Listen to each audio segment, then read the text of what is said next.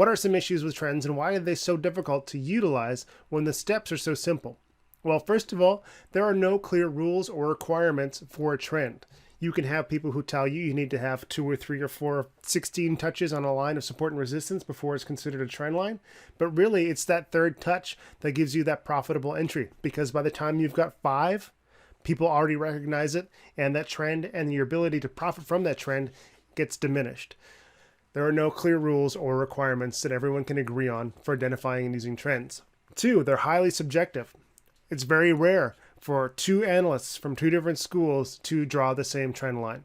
Unless you're having someone that you've mentored or you've traded with for a long time, it's very likely that you are going to pick different places to draw your trend lines. And yes, that is just because technical analysis is very much an art, just like it's very much a science. And that's why experiential knowledge is really key for trading trend lines. You need to have that experience to recognize what a trend looks like before it's formed so that you can utilize it and profit from it.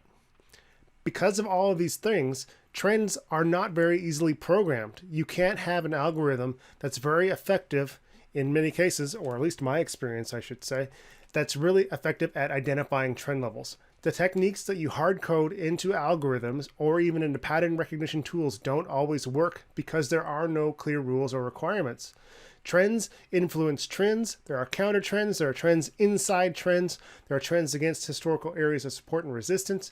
You really need to take into account all of these different factors when you are trying to plot your own trend lines. It's an incredibly complex, harmonious system that relies on almost unending input to create that perfect trend line. And it is not as easy as your 3 steps, drawing a trend line and making a profitable trade.